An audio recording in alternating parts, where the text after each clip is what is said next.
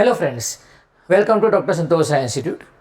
आज हम लोग बैंक रिकन्सिलिएशन स्टेटमेंट के कॉन्सेप्ट को समझेंगे।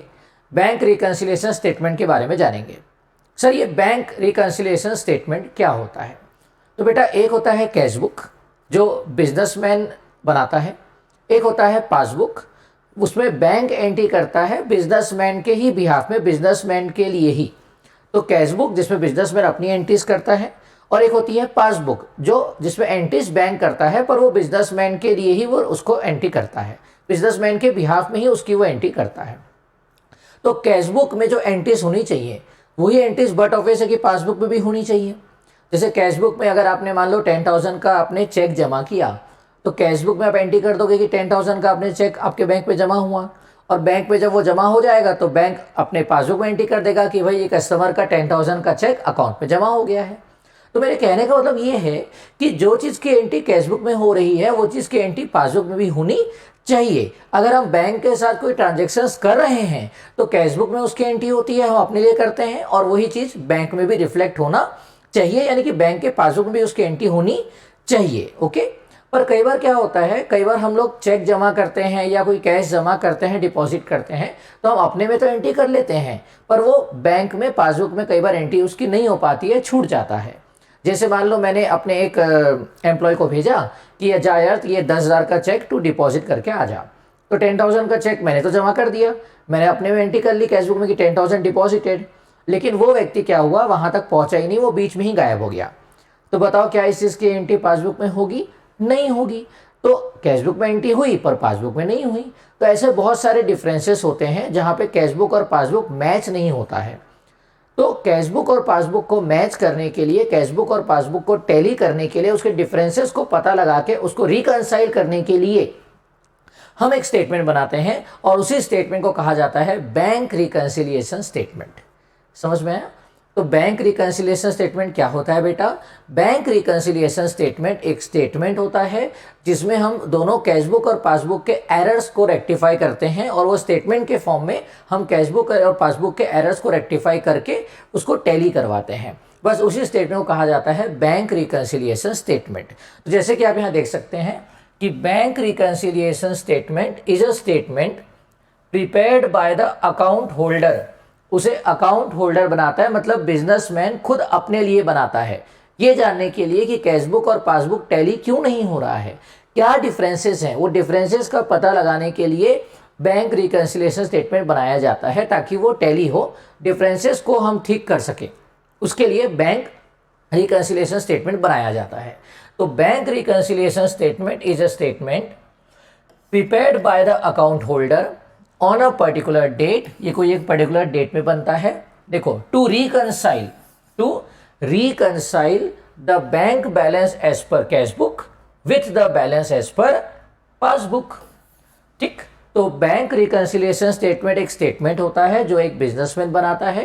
क्यों बनाता है? ताकि वो कैश बुक और पासबुक के डिफरेंसेस को पता करके उसे रिकंसाइल कर सके। तो इसी चीज के लिए हम बनाते हैं बैंक रिकंसिलिएशन स्टेटमेंट। ओके। हम बैंक रिकंसिलिएशन स्टेटमेंट के कॉन्सेप्ट्स को थोड़ा और आगे बढ़ाते हैं। ठीक है। तो हम लोग बैंक रिकंसिलिएशन स्टेटमेंट के क्वेश्चंस कैसे सॉल्व करें वो देखने जा रहे हैं।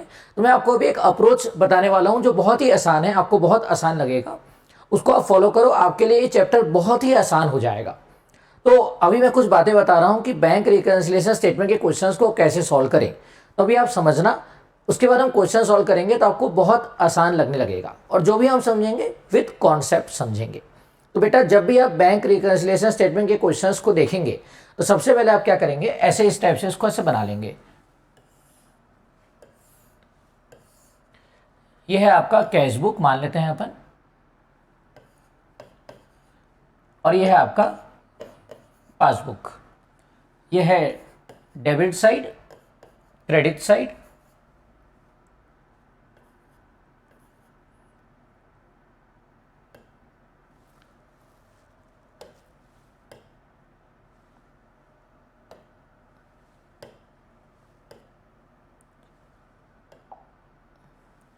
क्रेडिट साइड, ये है डेबिट, और ये है क्रेडिट।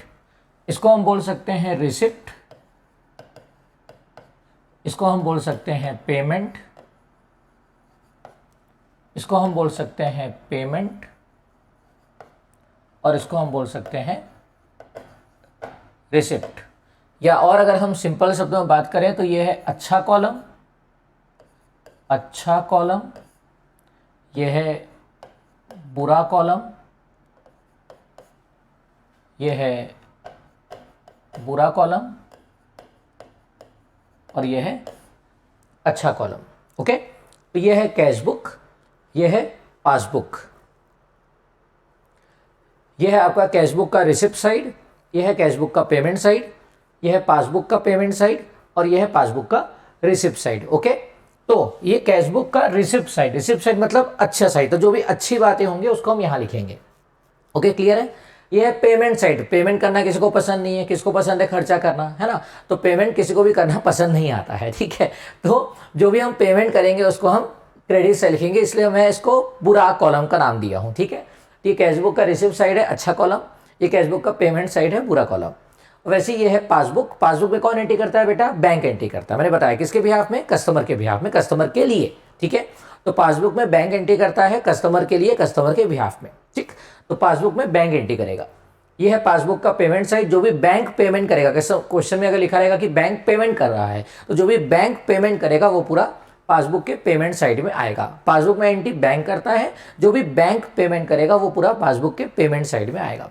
और यहाँ पे पासबुक के रिसिप्ट साइड में जो भी बैंक रिसीव करेगा कस्टमर के बिहाफ में, बार बार एक ही चीज बोल रहा हूँ, कस्टमर के लिए करेगा वो जो भी करेगा, तो बैंक जो भी रिसीव करेगा कस्टमर के बिहाफ में वो सब कहाँ आएगा, पासबुक के रिसिप्ट साइड में आएगा। एक बार और रिपीट कर देता हूँ बेटा, सुन लो।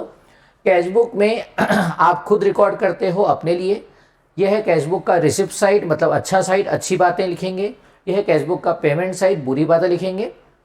पासबुक में बैंक एंट्री करता है कस्टमर के बिहाफ में, तो बैंक जो भी पेमेंट करेगा कस्टमर के बिहाफ में वो आपके पेमेंट साइड में आएगा, और बैंक जो भी रिसिप्ट करेगा कस्टमर के बिहाफ में वो सब रिसिप्ट साइड में आएगा, ठीक है। अब मैं आपको कुछ कुछ पॉइंट्स लिखवा रहा हूं, उन पॉइंट्स को कौन से पॉइंट की एंट्री किस तरफ होगी मेन हमें वो बस देखना है। एक बार आप ये समझ गए तो आपके लिए बैंक रिकंसिलिएशन स्टेटमेंट की क्वेश्चंस बनाना बाएं हाथ का खेल होगा, ठीक है। तो मैं अभी आपको कुछ पॉइंट्स लिखवा रहा हूं, बस आपको ये समझना है कि वो पॉइंट्स कहाँ कहाँ किस कॉलम में आएंगे, विथ लॉजिक कॉन्सेप्चुअली समझेंगे, कुछ भी चीज़ याद नहीं करेंगे, ठीक है। और एक बार ये समझ गए कि कौन सी चीज़ कहाँ आएगी, उसके बाद क्वेश्चन सॉल्व करना, पूरे क्वेश्चन आप चुटकियों में सॉल्व कर लोगे। क्लियर है सबको। तो हम लोग मेन अभी ये जानने वाले हैं कि जो पॉइंट्स होते हैं क्वेश्चंस में वो कौन सा एंट्री, किस चीज़ का एंट्री कहाँ होगा। एक बार आप ये समझ गए किस चीज़ की एंट्री कहाँ होगी, उसके बाद क्वेश्चन सॉल्व करना आप लोगों के लिए बाएं हाथ का खेल होगा। आओ तो इसको समझते हैं, और एक भी चीज़ हम याद नहीं करेंगे, हम पूरा लॉजिकली कॉन्सेप्चुअली समझेंगे। ओके बेटा, चलो let us start. First point,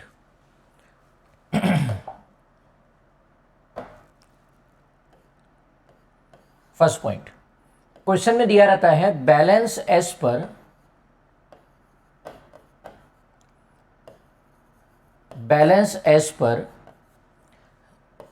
cash book. First point है, क्वेश्चन में दिया रहता है balance as per cash book. तो balance as per cash book का मतलब कैश बुक का फेवरेबल बैलेंस, अच्छी बात है। तो कैश बुक का फेवरेबल बैलेंस अच्छी बात, तो कैश बुक का फेवरेबल बैलेंस तो डेबिट साइड में आना चाहिए। अच्छी बात लिखाई हूँ मैंने, अच्छी बातें यहाँ आएंगी, बुरी बातें यहाँ आएंगी। वैसे पासबुक का बुरी बात यहाँ, अच्छी बात यहाँ। ये कैश बुक का फेवरेबल बैलेंस है, ये अच्छी बात है, तो ये डेबिट साइड में आएगा। तो यहाँ लिखता हूँ मैं 1, ठीक। तो अगर क्वेश्चन में balance as per cash book दिया है तो ये आपका यहाँ पे उसका अमाउंट, जैसे मान लो दिया हुआ है balance as per cash book 50,000, तब यहाँ लिख देंगे 50,000, ऐसा लिख देंगे। ओके बेटा, क्लियर है यहाँ तक। चलो नेक्स्ट, सेकंड, ओवरड्राफ्ट एज पर,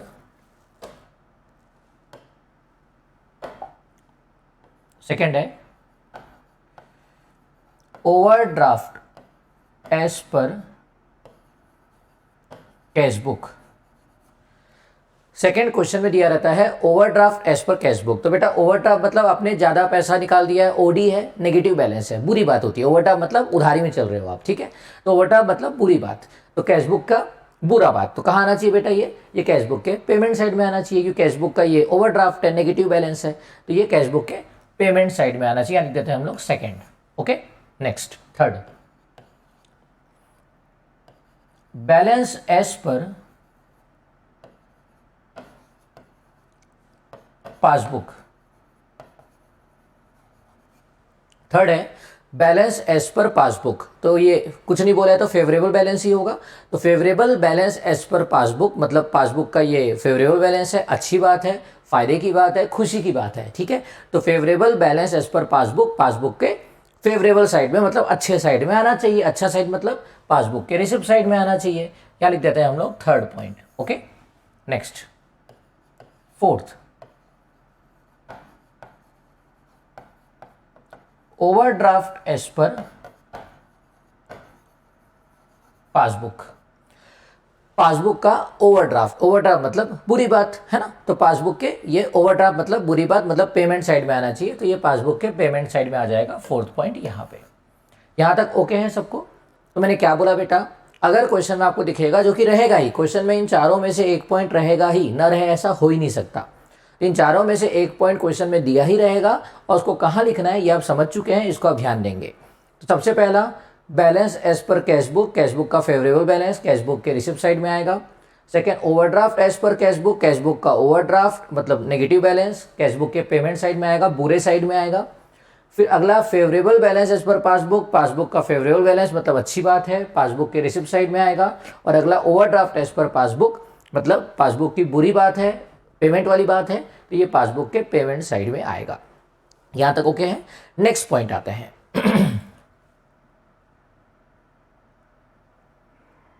next point, fifth point. Fifth point है चेक डिपॉजिटेड।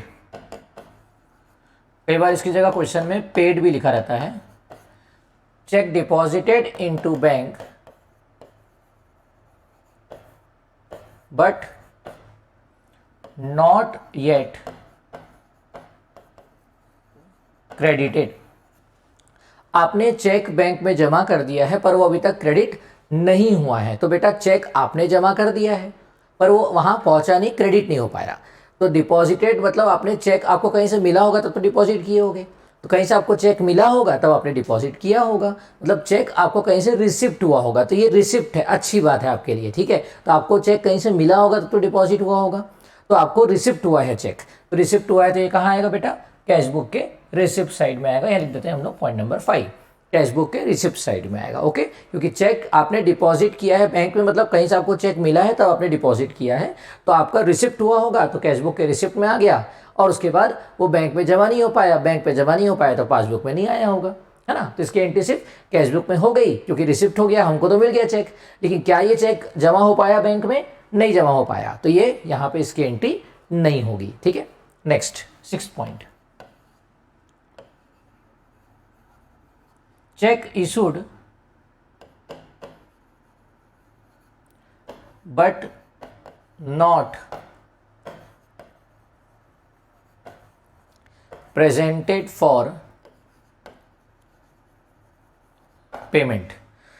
नेक्स्ट है cheque issued but not presented for payment. Issued की जगह कई बार क्वेश्चन में ना ड्रॉन वर्ड भी उन लोग यूज करते हैं, कई बार इशूड की जगह ड्रॉन वर्ड भी यूज होता है।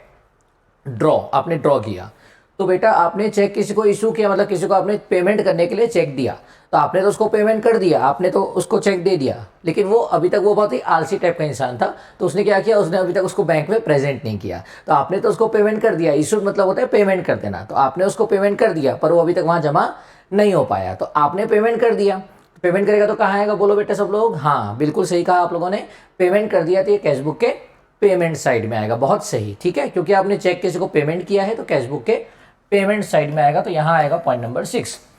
चेक इशूड मतलब आपने ड्रॉ कर दिया, पेमेंट कर दिया, पर सामने वाला आलसी था तो उसने प्रेजेंट नहीं किया, तो आपने चेक इशू कर दिया है, तो ये कैश बुक के पेमेंट साइड में आएगा। यहाँ तक ओके हो गया, क्लियर सबको। तो मैं पॉइंट नंबर 5 और 6 एक बार और रिपीट कर देता हूँ, जो कि इंपॉर्टेंट पॉइंट है। पॉइंट नंबर 5 था चेक डिपॉजिटेड या paid into bank but not yet credited.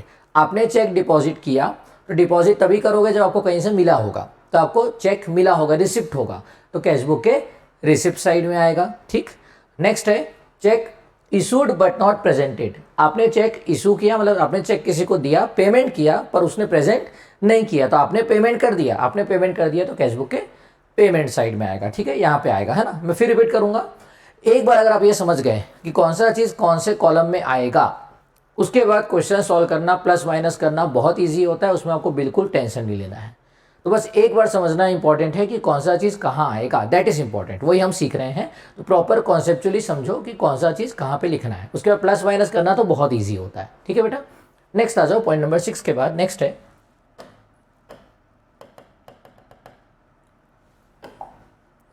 Point number 7। Point number 7 है वन कस्टमर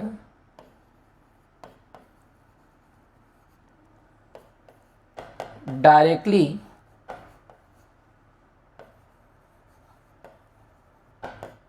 डिपॉजिटेड इन अवर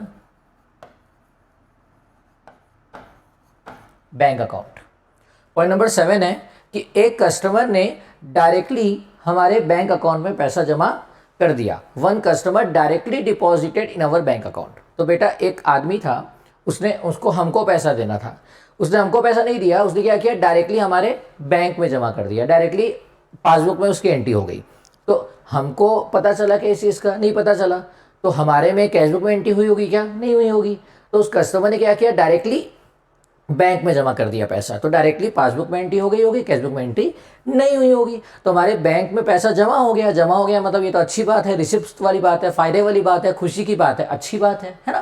तो एक कस्टमर ने डायरेक्टली बैंक में पैसा जमा कर दिया, तो ये कहाँ आएगा, पासबुक के रिसिप्ट साइड में आएगा। Very good. तो नेक्स्ट हम लिख लेते हैं पासबुक के रिसिप्ट साइड में पॉइंट नंबर 7। ओके, तो एक कस्टमर ने डायरेक्टली हमारे बैंक में पैसा जमा कर दिया, तो ऐसा लिखा रहेगा, तो ये पासबुक में एंट्री हो जाएगा, पर कैश बुक में एंट्री नहीं होगा क्योंकि हमें मालूम ही नहीं था इस चीज़ के बारे में। ठीक है, नेक्स्ट है पॉइंट नंबर 8। पॉइंट नंबर 8 है check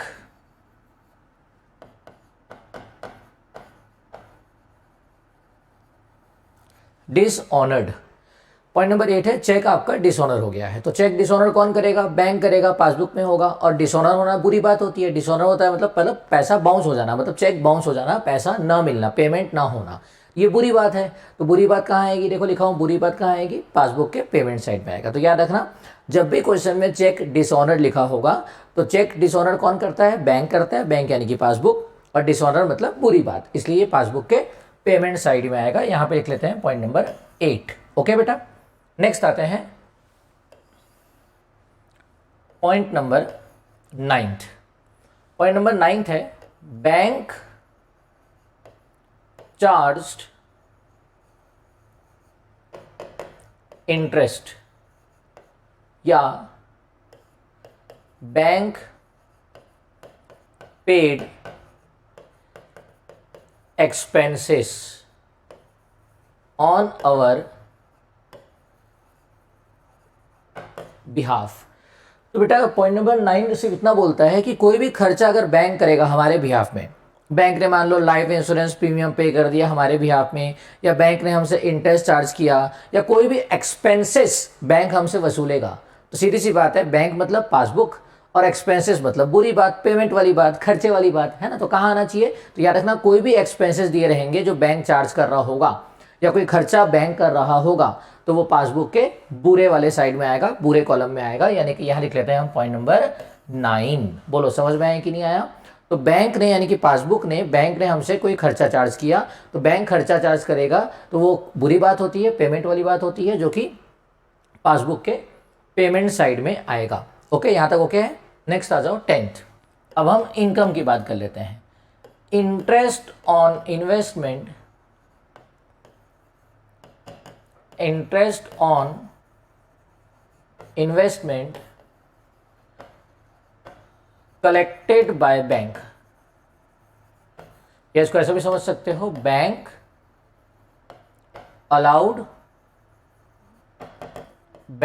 allowed interest. Okay, bank को कोई इनकम हुई, बैंक को कोई इंटरेस्ट मिला, है ना, बैंक ने आपको इंटरेस्ट दिया, मतलब किसी भी तरीके की इनकम अगर क्वेश्चन में लिखी रहेगी तो बेटा बैंक मतलब पासबुक और इनकम मतलब अच्छी बात है, खुशी की बात है, रिसिप्ट वाली बात है ना। तो कोई भी इनकम अगर क्वेश्चन में दिया रहेगा तो वो पासबुक के रिसिप्ट साइड में आएगा। मतलब यहाँ लिख लेता हूँ मैं पॉइंट नंबर 10, ठीक है। तो कोई भी इनकम वाली बात होगी तो वो पासबुक के रिसिप्ट साइड में आएगी। पासबुक का रिसिप्ट साइड मतलब क्रेडिट साइड में आएगा। तो यहाँ पॉइंट नंबर 10 आ गया। ओके, तो लगभग जितने मेन पॉइंट्स थे वो मैंने आपको बता दिए। इसके अलावा और भी पॉइंट होते हैं, जैसे अंडरकास्ट, ओवरकास्ट, या कई बार ऐसा लिखा रहता है कि 20,000 जमा किया लेकिन 15,000 ही जमा हो पाया, ठीक है। ऐसे भी कुछ कुछ पॉइंट्स होते हैं, वो हम लोग क्वेश्चंस के साथ कवर कर लेंगे। बाकी मैंने अभी इंट्रोडक्टरी वीडियो में बीआरएस के इंट्रोडक्टरी वाले वीडियो पार्ट में मैंने आपको ये समझाया कि बीआरएस क्या होता है और उसकी एंट्रीज कहाँ कहाँ होती है, जो मेन एंट्रीज होती है वो हमने अभी देखी। एक बार हम रिपीट कर लेते हैं ताकि आपको और क्लियर हो जाए कि हमने क्या क्या बातें की। तो पहला पॉइंट मैंने बताया, अगर क्वेश्चन में balance as per cash book given है तो ये अच्छी बात है, कैश बुक के रिसिप्ट साइड में आएगा। अगला, overdraft as per cash book है, मतलब ये बुरी बात है, कैश बुक के बुरे वाले कॉलम यानी कि पेमेंट वाले कॉलम में आएगा। Okay, next, balance as per passbook, passbook के रिसिप्ट में आएगा। Overdraft as per passbook, passbook के बुरी बात है तो पासबुक के पेमेंट साइड में आएगा। नेक्स्ट, चेक जमा किए पर वो क्रेडिट नहीं हो पाया, आपने जमा कर दिया अपने अकाउंट में लेकिन वो बैंक में क्रेडिट नहीं हुआ। तो बेटा चेक जमा किए मतलब कहीं से चेक मिला होगा तो जमा किए हो, तो रिसिप्ट है, अच्छी बात है ये, तो कैश बुक के रिसिप्ट साइड में आएगा।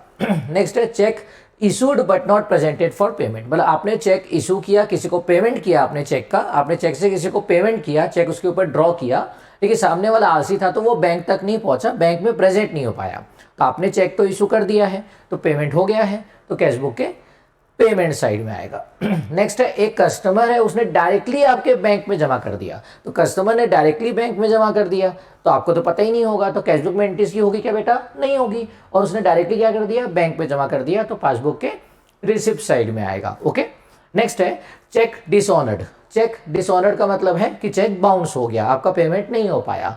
तो चेक डिसऑनर्ड कौन करता है, बैंक करता है, और डिसऑनर होना बुरी बात होती है, तो बुरी बात है तो पासबुक के पेमेंट में आ जाएगा। ओके, नेक्स्ट मैंने बताया, कोई भी खर्चा अगर क्वेश्चन में दिया रहेगा जो बैंक चार्ज कर रहा है, कोई भी खर्चा अगर क्वेश्चन में दिया रहेगा जो बैंक चार्ज कर रहा है, तो वो पूरा खर्चा, क्योंकि बैंक कर रहा है मतलब पासबुक, और खर्चा है मतलब बुरी बात है, तो पासबुक के पेमेंट साइड में आएगा। और कोई भी इनकम अगर क्वेश्चन में दी रहेगी तो वो इनकम अच्छी बात होती है, तो पासबुक के रिसिप्ट साइड में आएगा। इतनी बातें मेन आप याद रखेंगे। अब हम लोग बैंक रिकंसिलिएशन स्टेटमेंट के कुछ क्वेश्चन स्टार्ट करते हैं ताकि आपको और समझ में आए कि हम क्या कर रहे हैं। सबसे इंपॉर्टेंट वही है कि जो जो पॉइंट्स मैंने आपको बताए कि कौन सी चीज़ कहाँ आएगी वो आपको ध्यान रखना ज़रूरी है।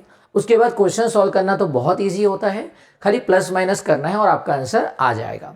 जैसे कि एक क्वेश्चन हम सॉल्व करते हैं तो आपको क्लियर हो जाएगा कि कैसे करना है। आओ समझते हैं बेटा। सब लोग मेरे नोट्स में क्वेश्चन नंबर 1 में आना। मैंने जो आप लोग को नोट्स प्रोवाइड किया हुआ है वो नोट्स के बीआरएस के क्वेश्चन नंबर 1 में आओगे। Bank reconciliation statement question number 1। Late us start. आप देख सकते हैं, आपको स्क्रीन में भी दिख रहा होगा। Question number 1, on 31st March the cash book of Raj showed debit balance of 49,000।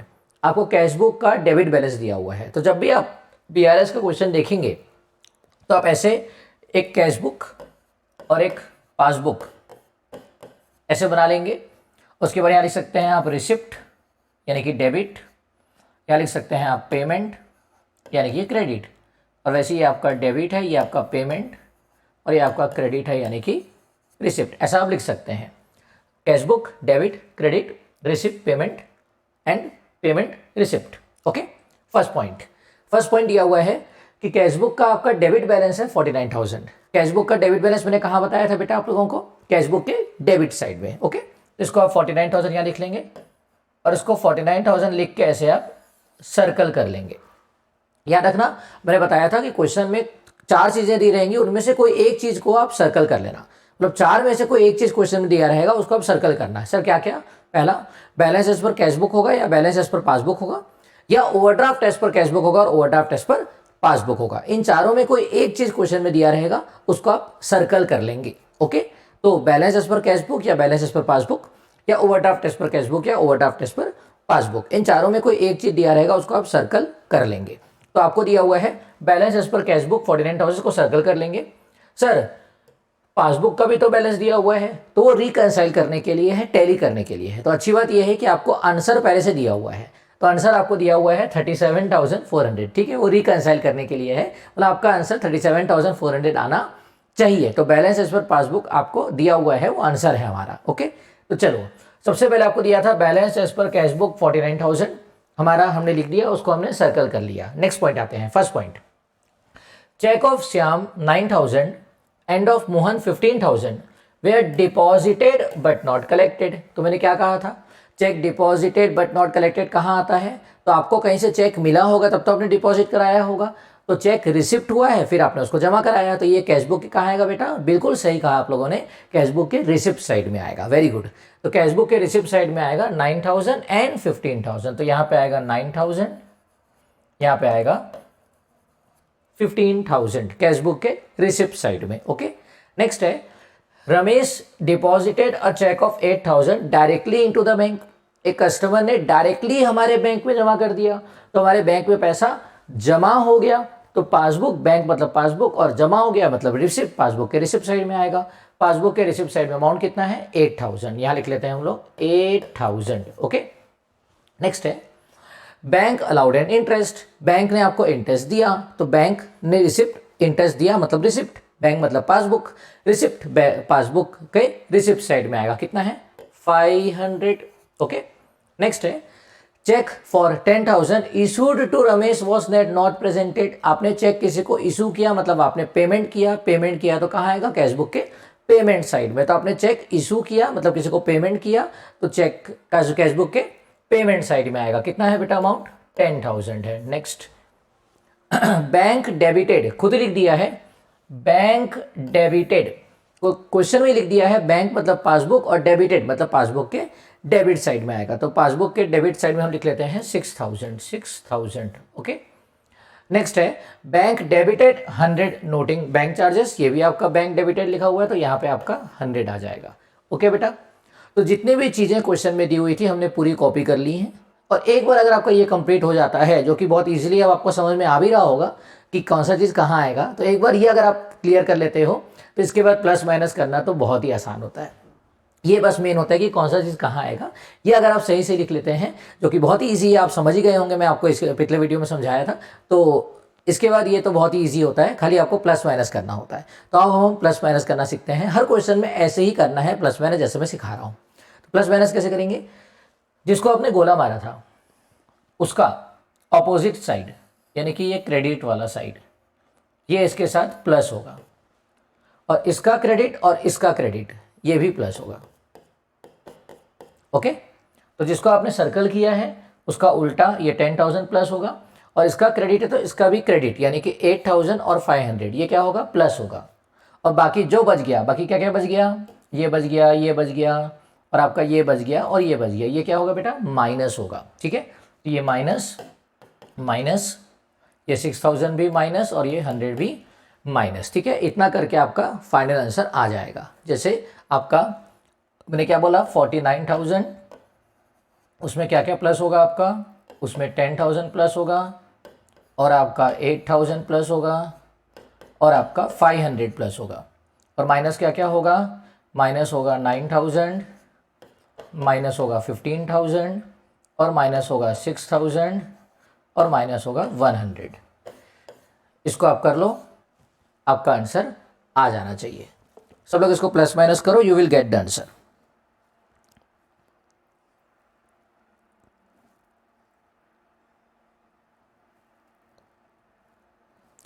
इसको प्लस माइनस करके आपका आंसर आना चाहिए, चेक कर लीजिएगा 37,400। सब लोग चेक कर लो। और सर इसको नाम क्या देंगे, याद रखना आपका अगर starting balance as per cash book है तो आपका जो आंसर होगा वो होगा बैलेंस एज पर पासबुक। अब देख सकते हैं कि यहाँ पे भी आंसर वही दिया हुआ था, देख सकते हो आप, ये आपका आंसर है balance as per passbook, balance as per passbook. Okay, तो आप चेक कर सकते हैं आपके बुक में भी आंसर 37,400 था और हमारा आंसर भी 37,400 ही आ रहा है। तो क्या क्या प्लस होगा, 49,000 में आपका 10,000, 8,500 ये प्लस होगा, और माइनस क्या होगा 9,000, 15,000, 6,000 एंड 100 माइनस होगा। सर प्लस माइनस कैसे करते हैं, एक बार और सुन लो। प्लस माइनस कैसे करना है, आपका 49,000 है, उसमें जिसको सर्कल किए थे उसका उल्टा यानी कि क्रेडिट साइड प्लस होगा और इसका यहाँ पे भी क्रेडिट साइड प्लस होगा, बाकी जो बच गया वो पूरा माइनस होगा। इतना प्लस माइनस करके you will get the answer. ये हमारा इसी के साथ हमने क्वेश्चन नंबर 1 कंप्लीट किया। ठीक है।